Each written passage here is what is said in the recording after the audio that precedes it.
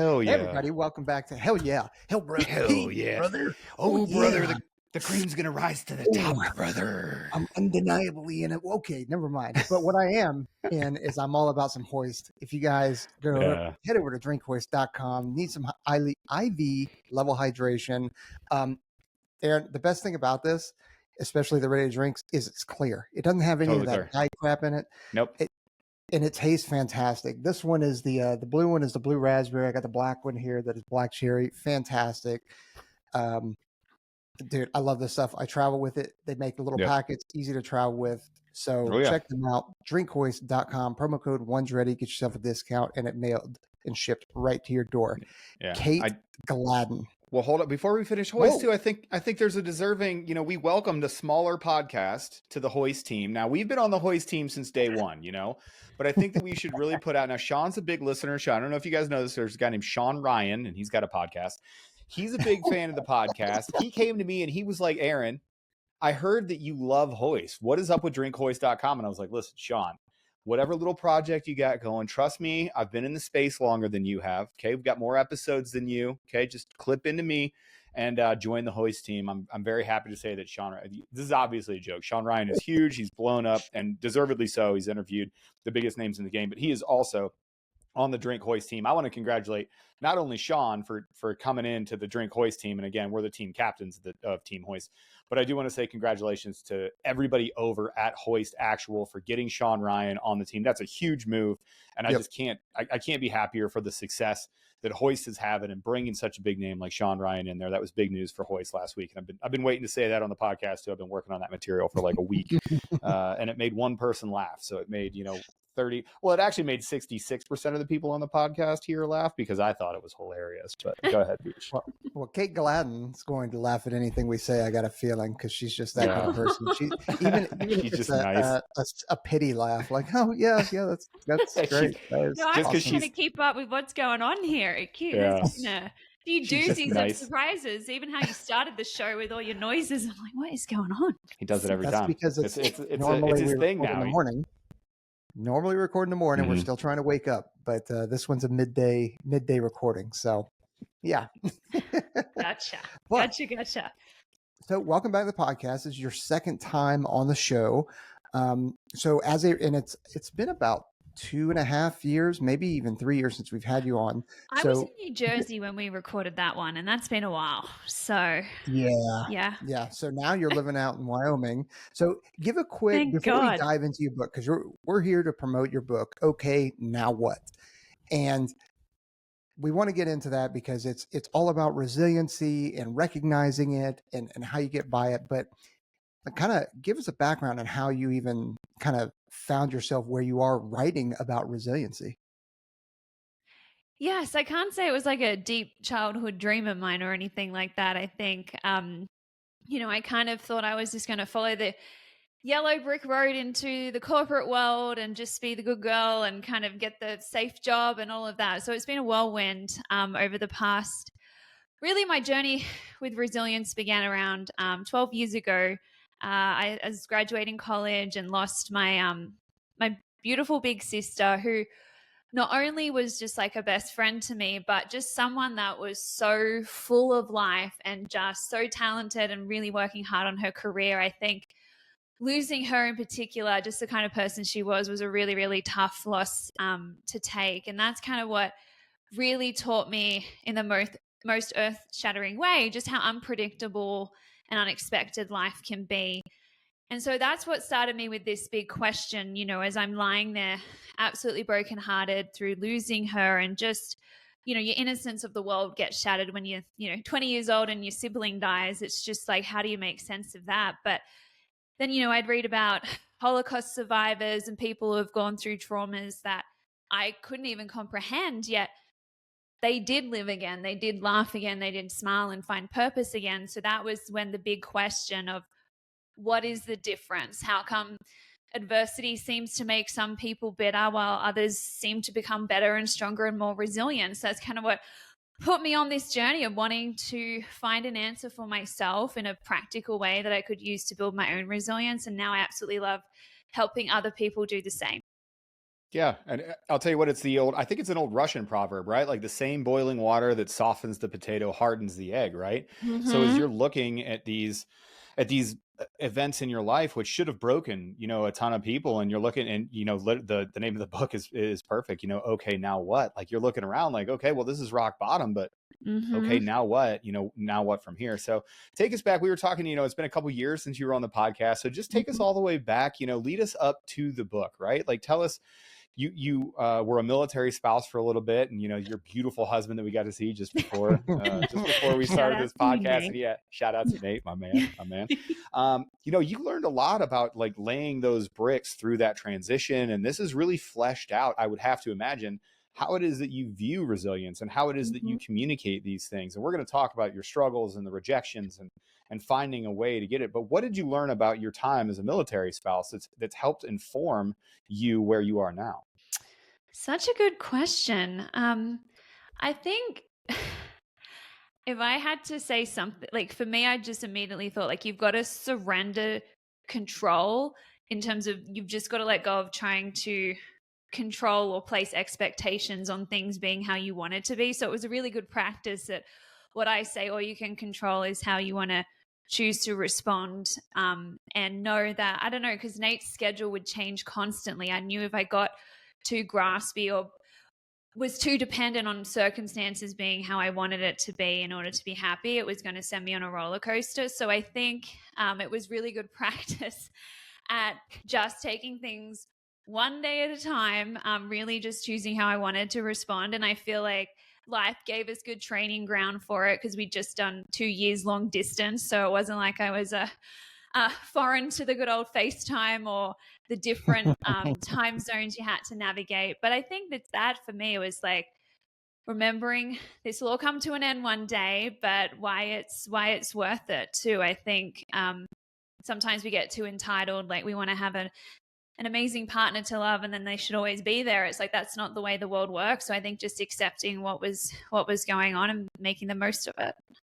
Sure. And then through all those, through those trials and tribulations and all the other stuff, like as you're crafting your book, you came up with, what you kind of call your 3-step resilience building strategy. So we're going to we're going to ground level it here, right? Like we're obviously going to talk about the books and all those, the book and all the other things that we mentioned, but just give us a rundown. What is your 3-step resilience building strategy? Okay. So my 3 R's, the 3 steps to resilience, I created those because I believe the number one thing that takes away our ability to be resilient is blame. It's so easy to blame and say my life is the way it is because of the things that happened to me, because this happened, I feel this way because of my ex, because I lost my job, because all of these things. So the 3 R's are all about how to take your power and control back even when you're in a situation you can't control. So the first R to that is to recognize what's really causing you to struggle the most. And it's not what's directly happening to you, but the way you're choosing to view it, what you're focusing on within the situation, the story that you're telling yourself about what's happening and why. That is usually what is causing our frustration, our pain, our anger, our grief, whatever it is the most. So if you can recognize most of this really is happening within your own mindset, then you get a little bit more power back because that's something that we can change. But I created this next hour of the reflect stage because sometimes, it's not realistic or necessary to immediately want to change your mindset. It does take time to kind of reflect and work through it, right? It wasn't like I lost my sister and then the next day I was bouncing back. And I don't think resilience is about bouncing. It's about building a skill set. But also I included reflect because so often we feel justified and valid in our blame, or that shouldn't have happened, or I wish they were still here, or, insert whatever situation where it's often blame focused or past focused. And even though your perspective may be valid, is it helpful? That's what it's most important to reflect on. You can tell me all day long how it shouldn't have happened, but unless you built that time machine I don't know about, we can't change it. Yeah. So being past focused isn't going to help. If you got a time machine, homie, I got next. I got some things that I got to fix. I got to be honest with you. I got some things I'm trying to get done, but he's talking about, investing in Bitcoin and all that kind of stuff early on. That's what he's talking about. Yeah, you know what? Sure. Yeah, let's go with that. Yeah, investing in Bitcoin. I wish I would have got in on the bottom floor of Ether. Yeah, no, that's exactly what I meant, Peaches. Anyway, Kate, continue. Oh gosh, yes. Okay, so anyway, so that was just like it takes time sometimes to reveal to yourself, just even though you feel justified and valid, because our thoughts not only influence our feelings, they influence our actions. Other people are responsible for what they do in the world, but they're not responsible for how those things impact us. And that was really powerful for me to reflect on. At the end of the day, the driver who hit and killed my sister had the power to take her life, but he doesn't have power over the way it impacts my life. That's based on my perspective about this. And so when you can recognize, do the perspective, reflect on whether it's helpful. If not, that's when you get the choice, because it always is a choice, to do the third and final R, which is to redirect your mind to find more helpful, empowering things to focus on. And it's not just about trying to find ways to think positively about things. To the day I die, I never want to have positive thoughts about my sister dying, but I do want to find a way to think that gives me a purpose to keep living, to not become bitter, to, be living here in Wyoming and creating this career that I know my sister would want me to do. So that's kind of the overarching theme of the 3 steps in the book. No, that's good. And, you mentioned a kind of a cycle of, blaming, shaming, kind of an avoidance and staying happy and that kind of stuff. So like, how did you recognize that? And how did you break the cycle, or how would you recommend that other people kind of break that cycle?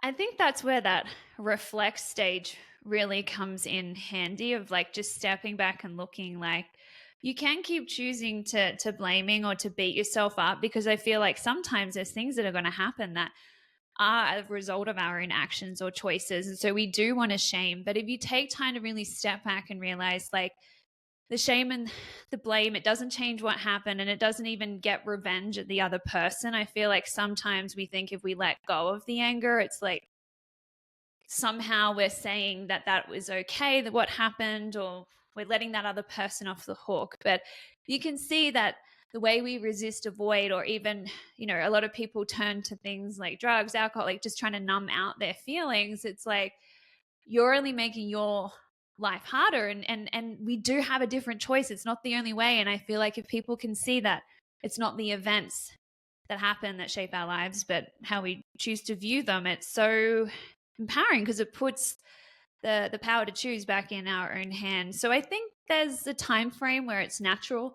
Everyone goes through different levels of trauma, and I'm not trying to dismiss that, but I mean, there's just, you got to get to that point where you're going to make that choice. What am I going to do with this bad thing?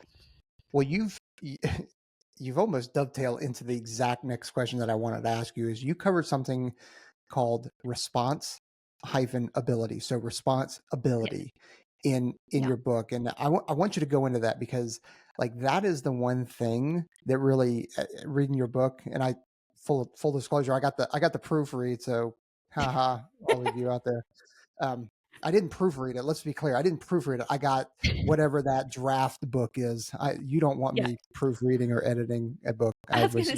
You really don't. Listen, this guy, he's more of a voice to text sort of communicator. Like if you look at the Ones Ready group chat, there's a lot of voice messages. There's a lot of Peaches with a little play button next to it, because that's a better way for him to communicate. And I got to be honest with you, fantastic. Knows his strengths. I'll tell you, there's a self-aware man you're talking to on this Riverside app right now. So please go into the responsibility. So to sum it up, like as you said, that response-ability is really understanding and harnessing the power of knowing how to choose how you want to respond to things. So your ability to respond. And that is something that I definitely didn't have growing up into even my young adult years and such. And even still now, I feel like I have to put it into practice a little more.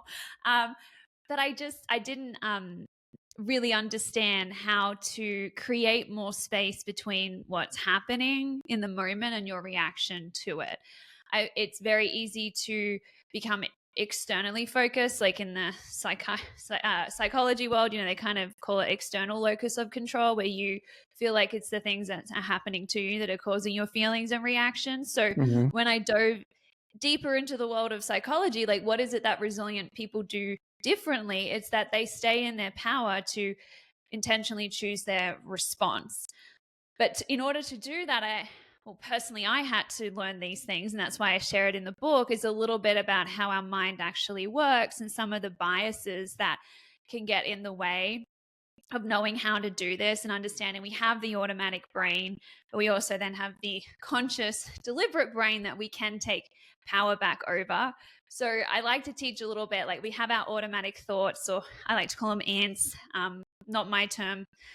Someone smarter than me came up with that. But automatic. There is nobody smarter than you. First of all, nobody in the room would be allowed to say that if I was there with you. So guess what? You aren't allowed to say it either, madam. In your face. Okay.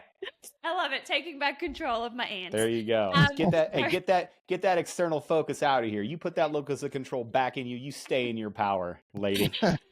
So anyway, so it's just I geek out a little bit. I love teaching it to people a little bit about how to manage, it's not about trying to control every single thought that you have. It's about controlling how you respond to those automatic thoughts and instincts. And I feel like we're not really taught this at school, at college. So there's a lot of adults out there running around with the emotional maturity of a teenager because they haven't learned these practical understandings, and our brain works in habits. So we get in habits of reactions and responses. So I want to put people back in the driver's seat of understanding that there will, we feel that instinct, that rush, that I want to say this or do that, but we have that conscious ability to stop, to pause, to just step back and get better at, kind of seeing and recognizing your thoughts rather than becoming and reacting to your thoughts. So that's the first step for me of getting some responsibility back. Responsible.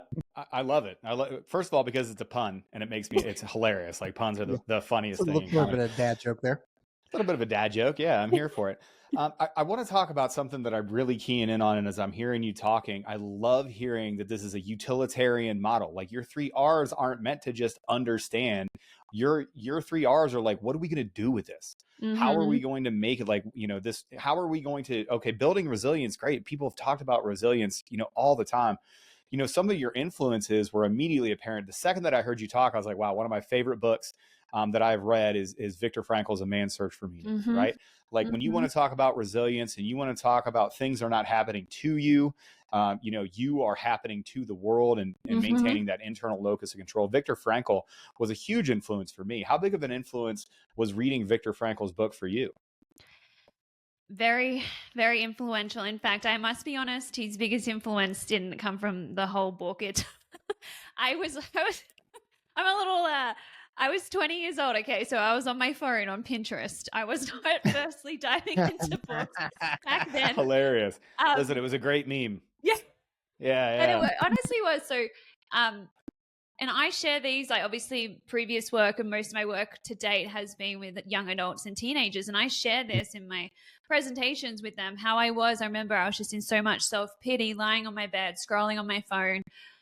And I was like, I've just got to I got to do something. My sister was a pretty, positive, strong person. So I'm like, I can't just let this completely destroy me. So I opened up Pinterest, started pinning motivational quotes. Cheesy, I know, and they felt that way, Listen, hold on. Every single person in the world has been up in their Felios during sad boy hours, making cryptic posts. It's just, we're old enough. We used to do it on AIM. You know what I mean? Like AOL Instant Messenger. Used to have like a cryptic, man, I'll tell you what, thank goodness that the Wayback Machine was recently, she's probably too young, but thank goodness the Wayback Machine was hacked so that nobody could look at my MySpace. Because I'll tell you what, there were some song lyrics on there, whereas I don't know if I want to have to explain, but we've all been in that space, right? Like you mm-hmm. feel like you're drowning. And at that point you're just looking for something, for anything mm-hmm. that reflects the way that you're feeling, that yes. helps you bring light to what you feel is your darkest time. And we poo it. And, of course, like 13-year-olds that broke up with their, grade school girlfriend, you look at them and you're like, hey, you're going to get through this. But man, those feelings are just as valid. Sometimes they're even, you know, they're even more valid, especially when we're talking about younger people, because that's the first time it's ever happened. That first heartbreak, man, I'll tell you what, the first time that it happens, like everybody remembers their first heartbreak. Everybody remembers their first loss. And for you, you know, Nicole, you know, passing away, unfortunately, that hit you at a young time. And it was your first time of dealing with it. So of course you're on your bed looking for anything that looks like a lifeline. Yeah. And I'm very grateful I did. Like, as much as we poke fun of it, it was what led me to Viktor Frankl's quote. And the one that impacted me the most was, you know, everything can be taken from man, but one thing, the last of all, freedom, that your ability to choose your attitude no matter what circumstances you're in. And at first, I'll be honest, the little 20-year-old me, you know, it was just like, who does this guy think he is? Like, I've just lost my sister. What do you mean you get to just choose your attitude about that? Like, you don't understand what I'm going through. And then when I Googled his name, I realized I was very wrong about that. And that's what... Yeah. The guy that lived through a freaking concentration camp and was a hair's breadth away from death. That entire book too, for everybody out there that hasn't read it, like, if you want a dose of perspective, if you want a dose of choosing your own future and how it is that you're going to interact with your world, and maybe manage that ego and that it a little bit, go read Viktor Frankl's, you know, Meaning the. Can I suggest another one too? That's more recent. Absolutely but not. As well. Not here. Not up in here. Viktor Frankl's Man's Search for Meaning. What do you got, Kate? Yeah, we're talking about your. Yeah, don't. Hey, who's running this podcast? I'm asking the fucking questions around here. You know.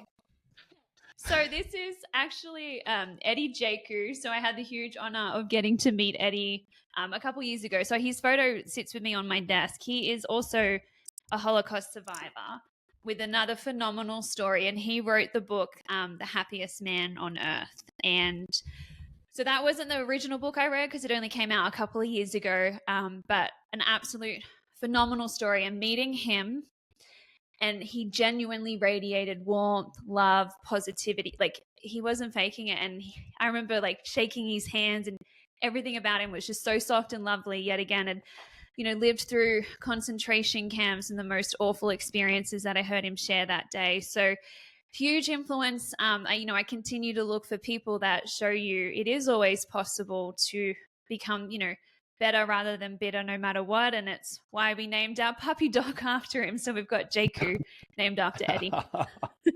How nice. Yeah. I'm sure Eddie really appreciates that. He's like, okay, cool. You know, sometimes Jaku poops on your couch and, you know, whatever. I love it. So, you know, in your trials and your tribulations, especially, you know, engaging with those young folks, like, I know as a resilience coach, you have to have run up to somebody that is just so far in the thick of it that they just absolutely think that they're never going to get out of it. They're never going to recover. So for those individuals specifically, how do you get them from feeling helpless, you know, from bitter to better? And that was a great quote, from bitter to better. How do you get them to establish that distance between what's happening to them and their reaction so that they can feel empowered the next time that it happens? Because, like, I am one of those, like, there have been times where I'm just in medicine, we call it refractory to care, right? When a patient isn't doing anything, when you give an input to a patient and they're just, you know, if I give a patient a medicine and the thing just doesn't happen, they're called refractory to care. I am a hard case like that. Like, there have been times where I hear people saying, and sometimes it's Peaches saying, hey, Aaron, you're being an idiot, man. You're not realizing this thing. And I am just refractory to it because I'm just in my feelings too much. And it takes me a little bit to get out of here. As a coach, what are some tools, some tips, some tricks, some things that you use to help pull them out of that helpless mindset and start getting them to think, like, listen, I'm going to go from bitter to better. There is a better way out of this. I think first and foremost, I always try and keep it real with them. So as much as I can share times when I felt that way, because I think sometimes they just see the highlight reel of where I am now and they just think, well, you can do it, but I can't. So really trying to share my journey as openly and honestly as I can. You know, I remember one night just mum having me on the like kids helpline because like I was crying so hard I couldn't breathe and she didn't know what else to do. Like, I've had those moments where you're just like, this pain's never going to end. How am I ever going to get through it? So I think just empathizing, like, I've been where you are. And I often say to them, like, just because you can't see your way out of this yet doesn't mean you never will. And so I just try and hold the space for the possibility for them that even if they don't feel like it's possible for them now, like I'm not going to lose faith in them. So as a coach, that's a lot of my role. But I share the story. I show, like, I teach them kind of how the way that our outlook influences our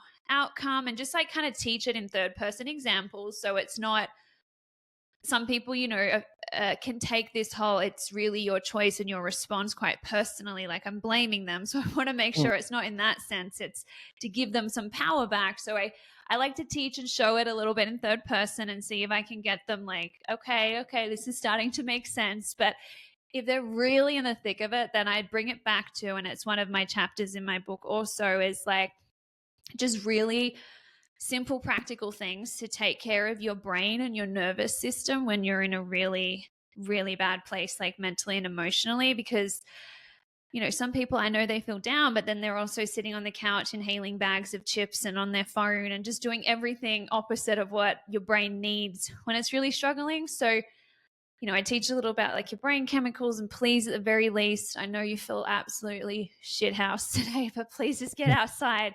Get some sunshine, walk around the block. Touch some grass, get some fresh air, see some sun, for the love of Jesus. Like, it's a meme, and we speak in memes because that's whatever.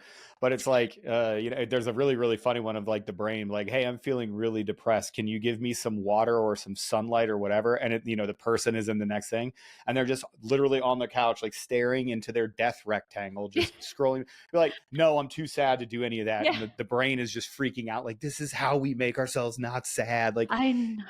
It's you're right though. But like, whenever you hear about somebody going through a breakup or a divorce or something like that, what's the saying? Lawyer up, delete Facebook or social media, and hit the gym. Mm-hmm. Like, it's silly, and it's okay, it's what's said, but that is literally in a very simplistic way, a way to get over it, and essentially kind of what you're talking about. Maybe not get over it. Let's say get through. Let's say get through it. How about that, Kate? I would like you to tell me that I did a good job and Peaches did a bad job. Yes. And then I'm going to send you an Aaron Love Hate Club shirt, because the second that you agree with me, girl, you are screwed. I walked into here.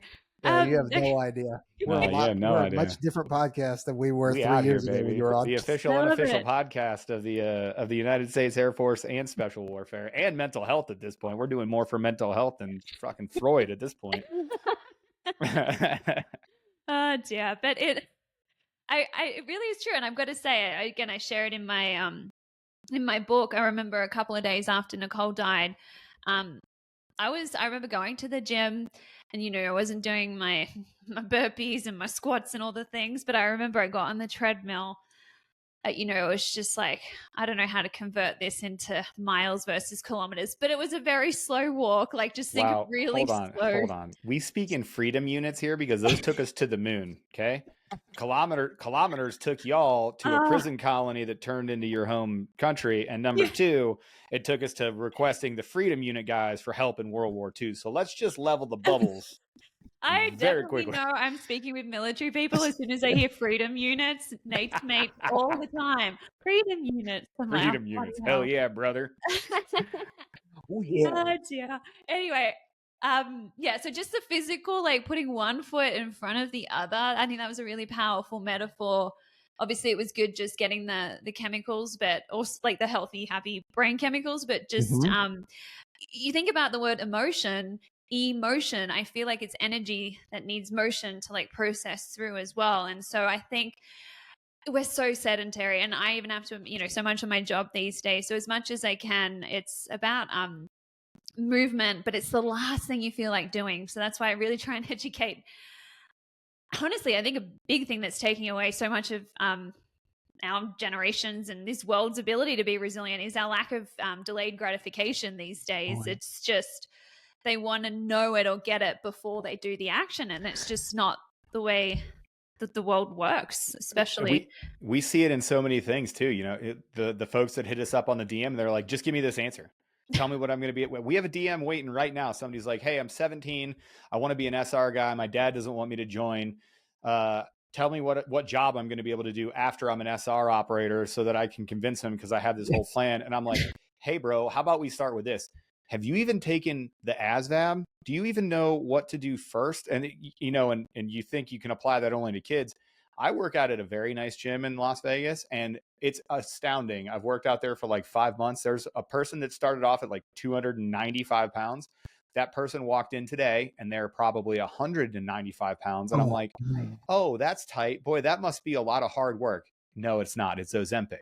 It's people don't want to do the hard work and get there. People want that instant gratification. People want, you know, hey, you know what's easier than a lifestyle change and really doing the work and being present? A pill. It just is. And it's how it's, I'll tell you what, nothing frustrates, and I fall victim to it myself. Nothing frustrates me more than typing my question into ChatGPT, and then I have to, God forbid, I have to change my prompt to get the exact question that I want. Like, I get it, right? And we've been conditioned to believe that. But how do you break people out of that? That's a tough thing to overcome. It definitely is. I think the biggest way I try and teach it is there's actually no way around discomfort in life. You think by doing the easy thing now, by taking the pill, by sleeping in rather than getting up, or, you know, not reaching out and having that conversation that could actually put an end to this conflict or whatever it is, like, you avoid it in the moment, but what you're actually doing is that you're delaying the discomfort that can come from going into avoidance or taking the easy path. Like, you know, Ozempic, like, people think they're flying high now, but what happens, you know, to that if that pill goes off the shelf, or you end up with an allergic reaction, or you get side effects and you have to go up? Like, I think I say choose your heart in the moment, because it's going to come for you either way, either sometimes just in a delayed form. But when you do it in the moment, you actually always get some sort of growth, some sort of like self-validation. You earn your own self-respect first and foremost when you show up and do the thing you said you were going to do. And it's so empowering, because, you know, now I know, even if if you lose everything today, you're like, I am that person that created it once. I can do it again. Like, I have that skill set now. I'm not dependent on the world as much. It's that internal locus of control a little more.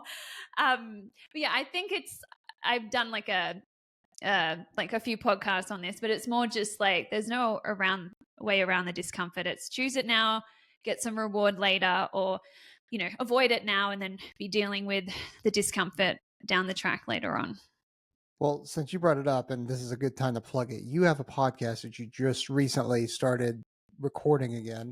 What's that one called? Hold on. I got to grab, there's got to be some problem with my internet service, because I don't have an invite to that podcast. You know what, guys, I'm going to put myself on mute here, and I'm just going to go. I need to send a message to my internet provider. Apparently some of my emails are getting stuck in send. Okay, Kate, go ahead and talk about this podcast that apparently you have. Oh dear, I'm sorry. Invite's lost in outer space somewhere, but it's in the mail. Don't worry about it. It's checks in the mail. I said it in the actual mail too. You piece of shit. Well, I like to keep things simple. So my podcast is called the same name as my book. It's Okay, Now What? So just recently relaunched it for the big kids, for the adults. So I, after about 4 years, so last week it was 6 years of podcasting. So I'm pretty proud, consistently over 6 years. Nice. But in the last couple of months, I relaunched it just to take everything in the book and that, and be able to speak more, I guess, about, you know, I started this when I was like pretty young, in mid-20s or something, the podcast, but I've grown a lot as a woman. Like, you talk about being a military spouse, creating my own business. You know, we just bought another house that was on the horizon, but there's stuff that, like, just a light flex. Just what do you guys, what'd you do today? Oh, I just went out and picked up another property. Yeah. Says Kate Gladden. Jeez, man, must be nice. Like, I just met. You guys are still on your first house? Oh, watch out, y'all. There's poor people around here. Hey, watch out, y'all.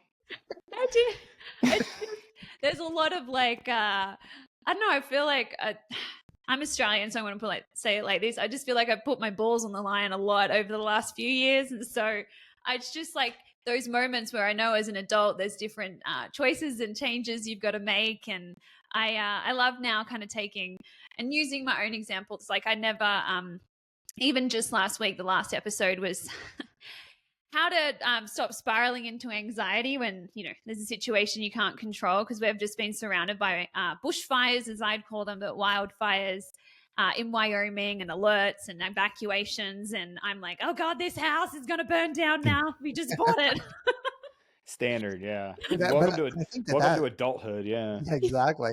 But like that topic is fantastic because we have seen and I don't know the numbers, so I know I'm not making it up, but I'm not going to make up stats here, is we have seen a rapid increase of anxiety since 2019, since the pandemic.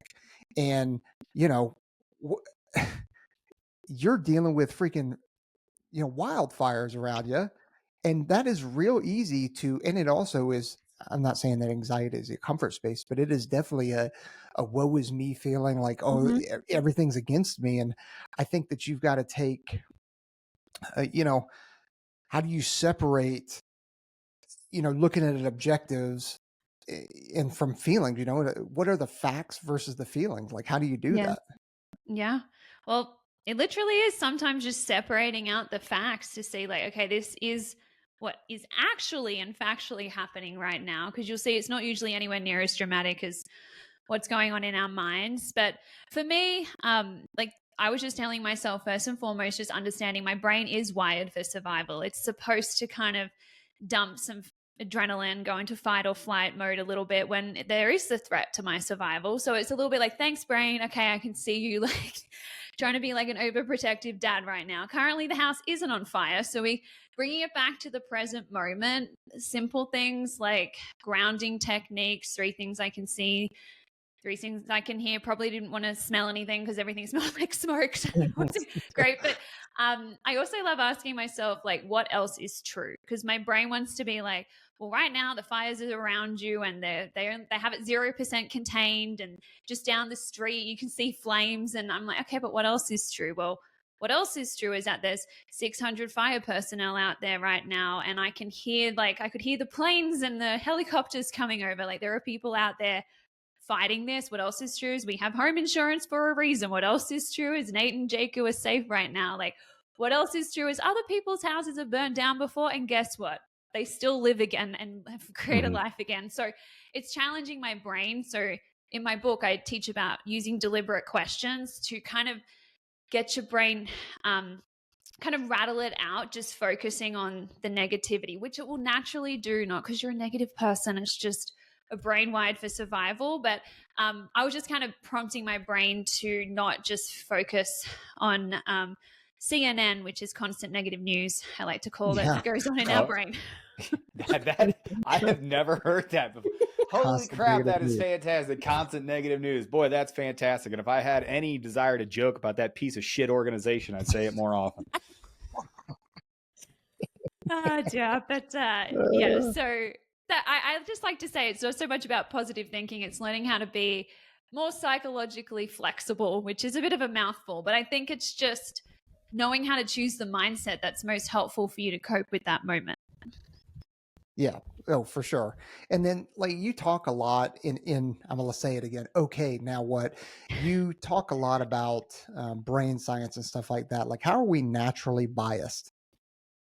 Ooh, there's a few ways. I think my favorite one, there is the negativity bias, which I mentioned. So the brain's just wired to spot the negatives because it's always better to think that that's, stick on the path is a snake and stay aware of it than think, oh, that's just a stick and it turns out to be a snake. So it will naturally interpret things as threats, look for things that have or could go wrong, and losses will always way heavier than gains in the brain. So I think just understanding that, so knowing those negative thoughts will keep coming. You're never going to have positive thoughts 24/7. And like I said, sometimes you certainly don't want to. But the confirmation bias is one that I really love to teach people about also because, sometimes they're like, because I like to say that, you can create good from any situation. Life will always give you the raw materials to take those and create something from it. So it's not just about looking for the positives, it's creating it and you being the good thing that happens to your circumstances and such. But there's going to be some people like, oh, nothing good happened from my divorce or my friend dying or my car crash. And I'm like, oh, well, I already know why, because that mindset sucks.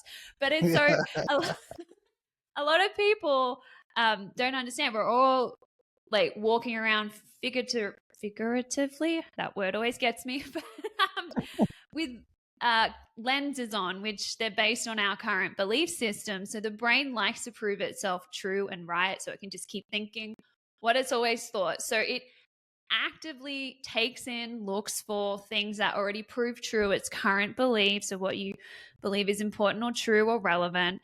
And it will actively dismiss or not even notice things that don't fit within that current belief system. So if you think the world's rigged against you, I'm just the unlucky one, nothing good happens to me, your brain is like, oh, okay, that's what I need to prove true in your life. Great, let's get about the day. And that's easy to prove. Easy to prove every time you look around. Yeah. Yeah. So it's not, a lot of people like, I'll believe it once I see it. I'll believe my life can get better once I get the job promotion, or I find a new girlfriend, or I get into the whatever you guys do. I don't know what roles at all you See? She doesn't even know it ain't that important. Yeah, for everybody out there that's listening, how about you like memento mori? How about you manage your ego and your id a little bit? This chick doesn't even know. This chick doesn't even give a shit. She's like, whatever it is you idiots have spent your life doing, whatever. I don't know, jumping around, whatever. I don't know the official terminology. Nobody cares. No, it's well, I gotta be honest with you. Nobody cares, and it's not that important, to be quite honest with you. It's important to about 31,000 followers. That's how much it's important. Not big. Oh dear, they're probably going to come after me now. How do you not know? I don't Nobody know. cares.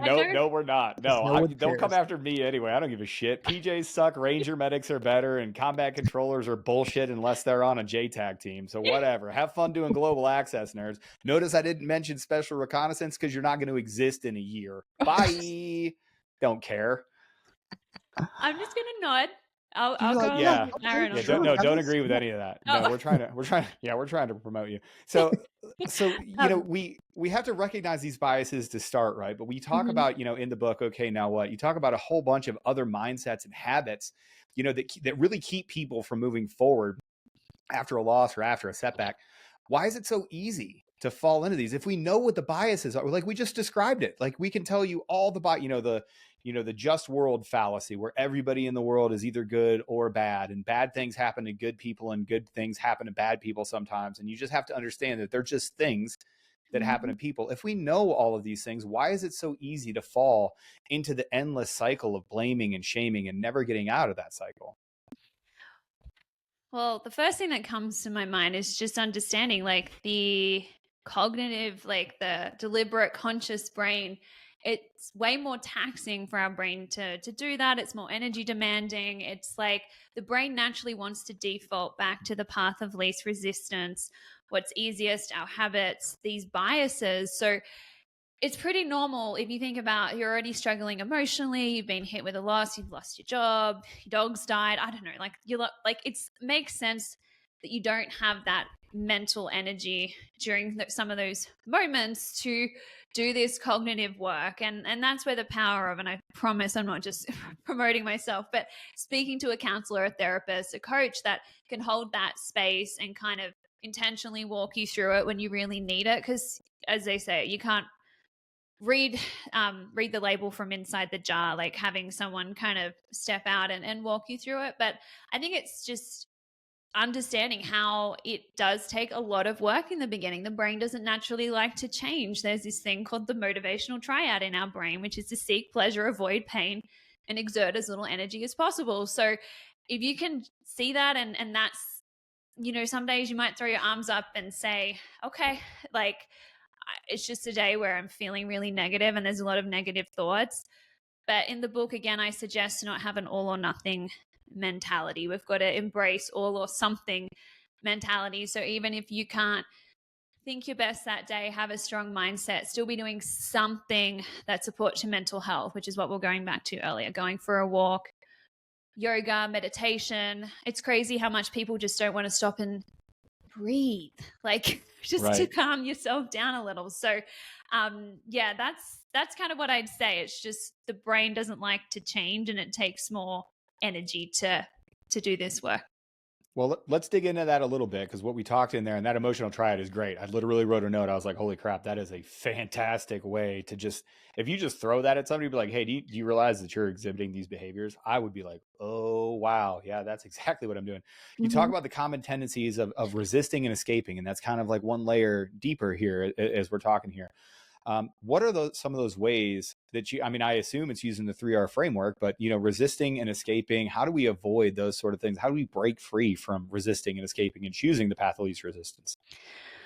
Well, I guess I'm going to give a little bit of a generic answer, because I believe it's the first step to any change, and that is self-awareness. I think we can't change what we're not aware of. So just stepping back and really noticing where you're, sometimes it's okay if you want to stay home and Netflix in your trackies, as I'd call them, but in your sweatpants and hang out and have a glass of wine and scroll on social media. But when it's almost becoming like a vice, like we're anxious if we're not doing it, we're starting to disconnect from the other meaningful parts of our lives. So we're starting to see negative consequences, like we're feeling bloated, hungover all the time, we're late to work. It's like, where in life am I doing things? Like, I love the question, like, what's been hard about today and how am I making it harder for myself? And it's those, like, seeing that awareness of what am I doing that's contributing more to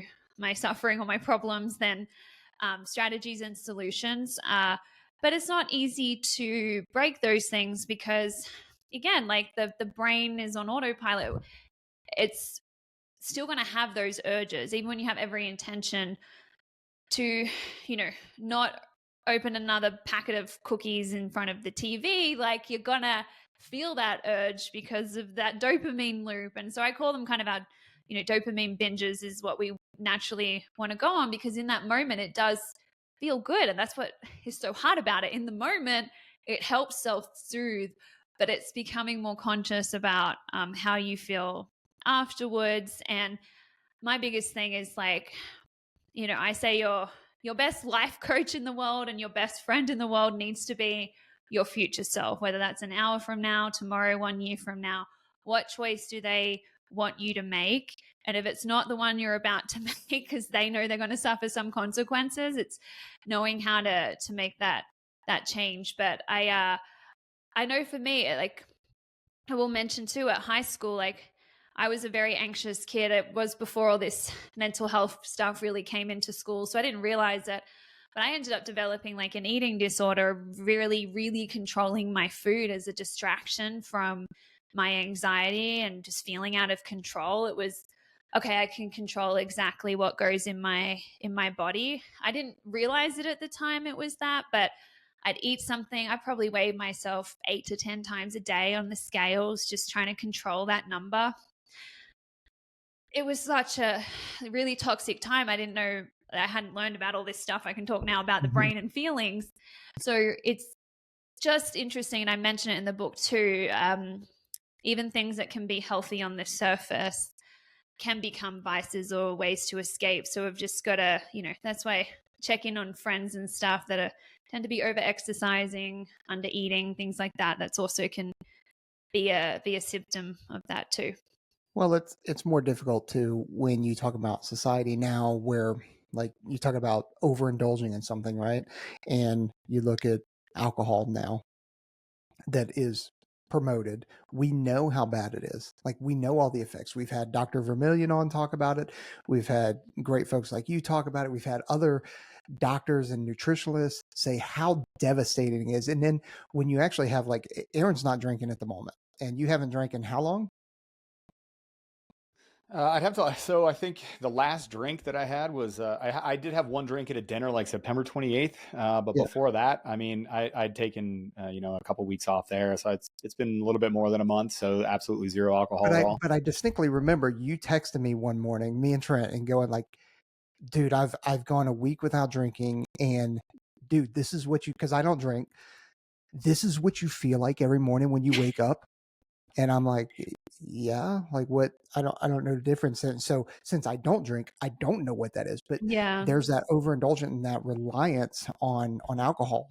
And you talk about overdoing stuff, and people just do that and roll into their own kind of self-pity. And in the book, you actually talk about, I think it's self-compassion? Is that what it was? That you start talking about, self-compassion after you have some kind of adversity. Yeah, well, I think there's a fine line between self-pity and self-compassion. So I'm trying to like balance that because, I'm not trying to be a stone cold like robot where you just think in facts and nothing ever disturbs your peace of mind or your feelings. But it's okay to feel all the feels, but there's a difference. Like I like to say self-pity sounds like, this is so unfair. Why did this have to happen to me? It's too hard. I just can't do it. I just can't do it. Compassion is, you know what? This is really freaking hard. Wish this didn't happen this way. But I know I can get through this. I will figure this out. That is like where you're there for yourself and you still to choose to believe in your capacity as a human. We have been designed to evolve through pressure, through adversity. It is how resilience is built. Like I would have no authority sitting here right now with you. My life had always been easy and I was on house number 6 and just cruising through. Right. You know what I mean? Like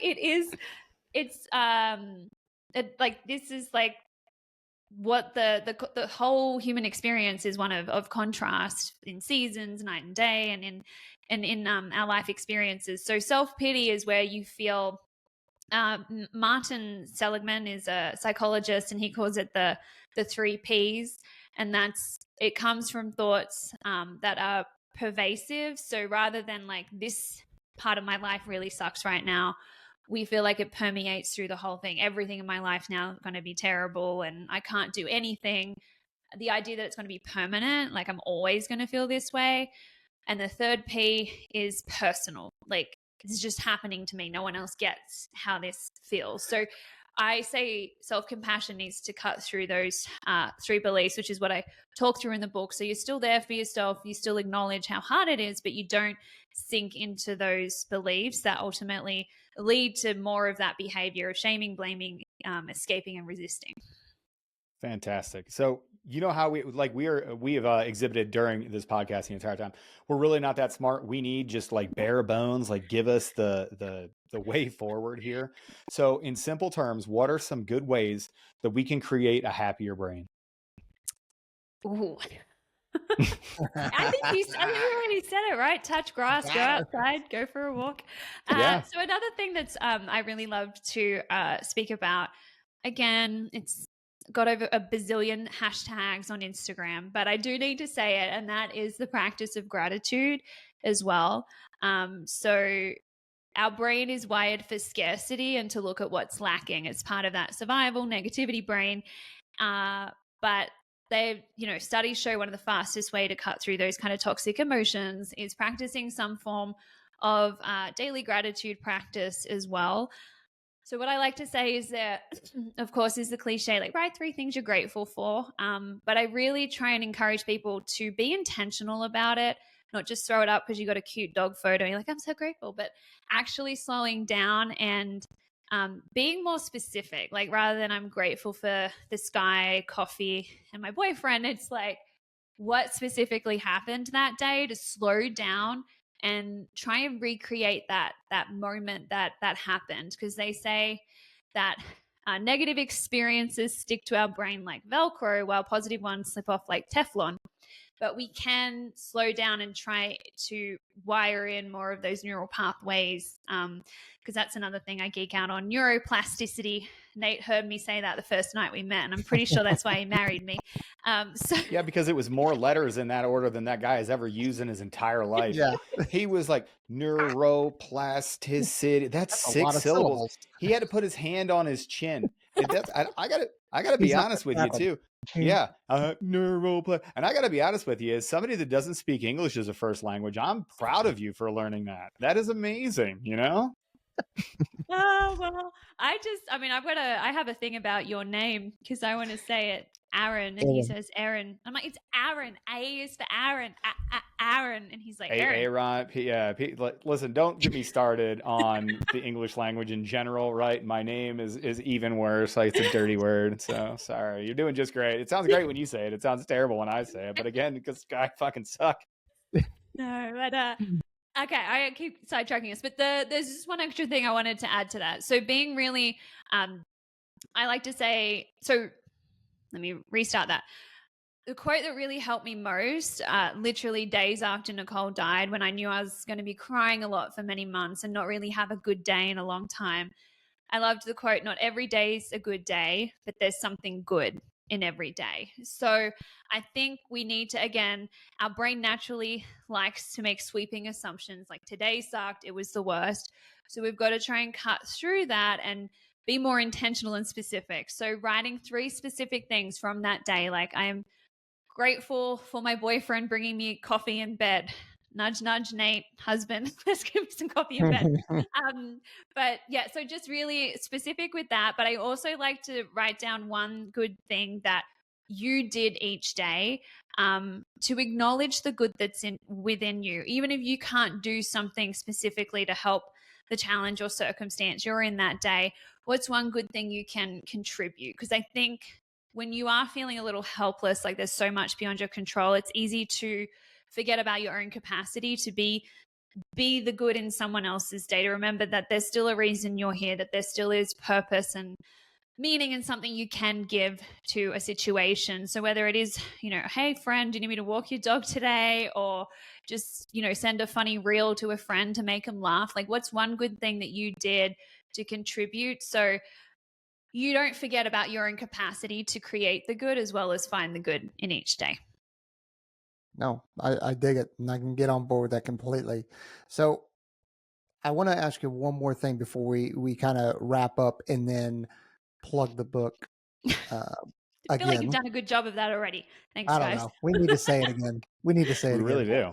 Yeah. So, like, as your book, and is your book out yet? Like, it's. I know I got the draft. It's 1 month today. I didn't even realize. There we go. Yeah. Boom. Yeah. So this is getting recorded on October 12th, just to make sense for guys. So it's out on November 12th, is launch date. Perfect. Okay. So as the build up for that, and as people listen to this podcast and start their pre-orders and all that kind of stuff, what would you most like readers to take away from, okay, now what? It comes back, I think, to my original mission of what started me on this journey with resilience and coaching.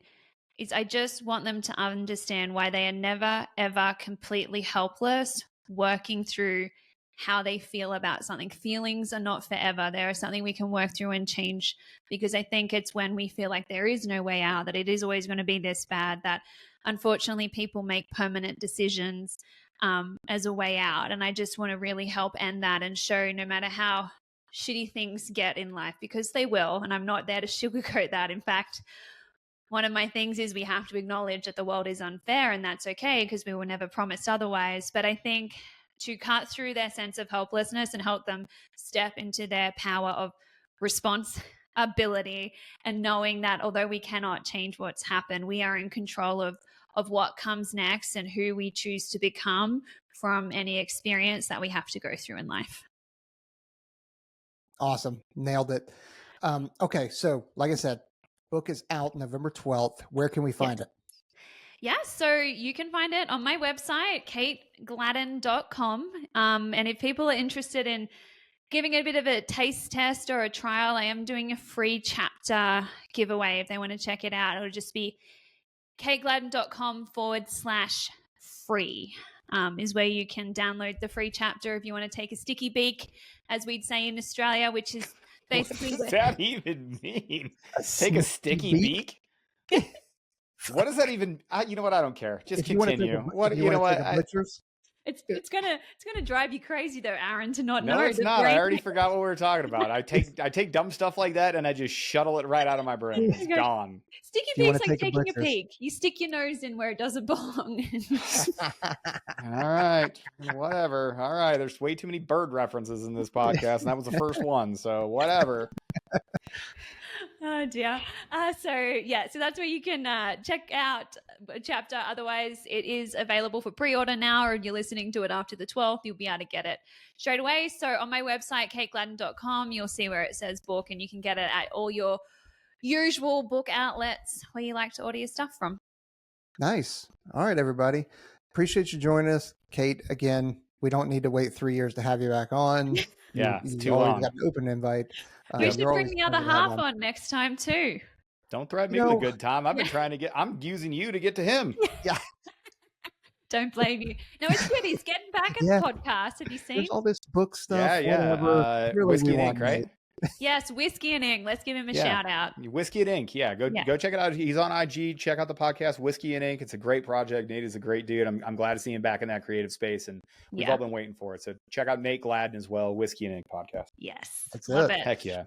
All right, everybody. We're out here. Light up. Late.